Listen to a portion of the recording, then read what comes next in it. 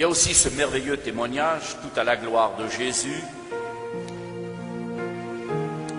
Un jour, je venais d'arriver dans une convention, une grande convention. Il y avait des centaines, voire des milliers de caravanes. Et là, je venais d'arriver de très loin, je venais de rencontrer toute ma famille, mes frères, mes sœurs qui étaient là. Et donc, je suis arrivé avec mon camion, j'habite dans un camping-car, et là, on était arrivés ensemble en famille. On avait préparé nos petites affaires, on s'est dit, on va passer une bonne semaine dans les choses de Dieu et familiales. Quand tout à coup, on apprend que dans la région parisienne, 700 km de différence nous séparait, on apprend qu'une petite fille vient d'être brûlée. Elle est emmenée dans un centre à Paris. C'est grave. On craint de perdre l'enfant. Elle a 2 ans, elle s'appelle Maïva. La mère est en train de faire bouillir de l'eau le matin, bonne heure. Quand le petit bébé est venu, elle sortait de son petit lit, elle était dévêtie. Et elle est venue dans les jambes de sa mère. Et sa mère, quand elle a ouvert le placard en haut pour prendre le café, je suppose, la boîte de café est tombée sur le marabout d'eau qui bouait. Et le marabout d'eau est tombé sur la petite fille, bouillante. Et l'eau est rentrée dans sa bouche. Et elle lui a brûlé l'œsophage, elle lui a brûlé l'intérieur de son petit corps. Cette petite fille a été transportée d'urgence à Paris. Et tout de suite, les gens ont fait part à la convention, au pasteur de la convention, ils ont fait part de prier. Et comme j'ai à cœur les malades, alors j'ai dit à ma compagne, j'ai dit, tu sais ce qu'on va faire? On va ramasser nos affaires et on va aller à Paris. Il y a des gens qui ont besoin de la grâce de Dieu à Paris. Et alors ma femme, elle me dit, mais on vient d'arriver, il y a toute ta famille qui sont là, tes frères, tes sœurs, qu'est-ce qu'ils vont dire? Eux, ils sont en bonne santé, tandis qu'il y a des gens qui sont en train de pleurer. Alors j'ai ramassé mes affaires, le jour même de la convention qu'elle commençait, et je suis parti. J'ai fait 700 km et je suis arrivé à Paris. Et quand je suis arrivé à Paris, j'ai demandé l'hôpital où elle était, et je suis arrivé dans l'hôpital et j'ai vu un camion qui arrivait avec des gens. J'ai vu que c'était des gens, des gitans. Alors j'ai suivi ce camion et arrivé là-bas, quand ils se sont arrêtés, j'ai demandé, j'ai dit, vous êtes au courant d'une petite fille qui a été brûlée? Ben, elle me dit, c'est ma petite fille, c'était la grand-mère. C'était des chrétiens rétrogrades. Elle me dit, c'est ma petite fille et c'est grave. J'ai dit, on peut pas la voir, elle est dans une chambre stérile, on peut pas. Mais je dis, je veux quand même aller la voir, je suis pasteur et je viens pour prier pour cette petite fille. Il y avait donc toute la famille, le père, la mère, les frères, les sœurs, les beaux-frères, il y avait plein de gens qui étaient là, et la grand-mère. Et donc j'ai demandé au docteur de venir prier pour cette petite fille. Et je suis rentré dans la chambre et j'ai prié pour cette petite fille. Je peux vous le dire de la part du Seigneur, dans le petit berceau tout blanc, il y avait comme un morceau de pneu retourné à l'envers. Elle était carbonisée. Son petit ventre était tout coupé, tout déchiré. La viande était toute retournée. C'était une horreur. Ma femme a failli faire un malaise lorsqu'elle l'a vue. C'était horrible, horrible de voir ce petit bébé. Elle était branchée de tous les côtés. Elle ne devait pas vivre.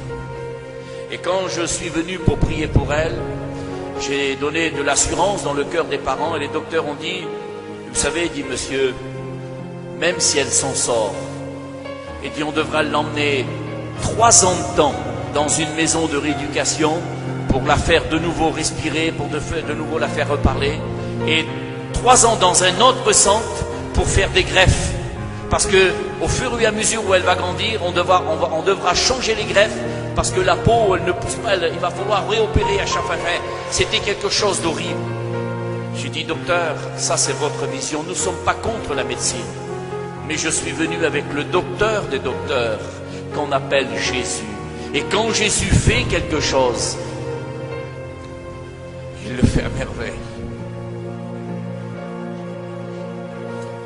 Alors j'ai rassuré les parents, j'ai dit maintenant on va descendre et on va prier le Seigneur. Il y avait une petite chapelle dans l'hôpital et on a prié Dieu. Et pendant qu'on priait Dieu, la mère a eu une vision dans cette chapelle. Elle a vu que le berceau de son petit bébé, il était dans l'air, comme posé sur une main. Et tout autour de ce petit berceau, il y avait des lumières. Et ces lumières étaient éteintes. Et le petit bébé était dans les ténèbres. Et la mère me demande, elle me dit, qu'est-ce que ça veut dire, frère? Et elle dit, parce que quand la lumière, les unes après les autres, quand les lumières s'éclairaient, mon petit bébé se réveillait. Alors elle dit, qu'est-ce que ça veut dire? Ben, je dis tout simplement, ça veut dire que ce petit bébé est dans un foyer de ténèbres. Et que ce foyer, il faut qu'il soit éclairé par la main de Dieu. Et quand ce foyer sera éclairé, alors ce petit bébé sera guéri. Et là, j'ai fait comme une petite réunion de famille. Et les gens se sont donnés au Seigneur. Et quand les gens se sont donnés à Dieu, alors elle a vu toutes ces lumières qui sont allumées. Alors j'ai dit, maintenant, ta petite fille est guérie. Ta petite fille est guérie. Et je suis parti. Et 2 ou 3 jours après, la petite fille est sortie, qu'elle devait rester des ans à l'hôpital. Et encore 3 ans, et 3 ans dans 2 autres centres. Là, elle est sortie. Et je peux vous dire de la part du Seigneur, un serviteur de Dieu de Paris est venu constater cet enfant. Il n'y avait plus de cicatrices, de brûlures. Il n'y a pas eu besoin de greffe. La main de Dieu est capable de cicatriser. La main de Dieu est capable de faire les greffes à merveille. Cet enfant aujourd'hui n'a plus de cicatrices, si ce n'est que sur sa main droite, il y a un énorme trou. Et le pasteur qui était venu visiter cette fille m'a téléphoné. Il m'a dit, Billy, elle a été brûlée sur son corps, la grande partie. Et à l'intérieur, là, il n'y a plus de traces de brûlure. Il y a simplement une petite brûlure sur sa main. C'est pour montrer à quelle intensité cette brûlure était grave. Alors elle garde une marque. C'est la marque de Dieu. Comme quoi Dieu l'a béni. Comme quoi Dieu l'a guéri.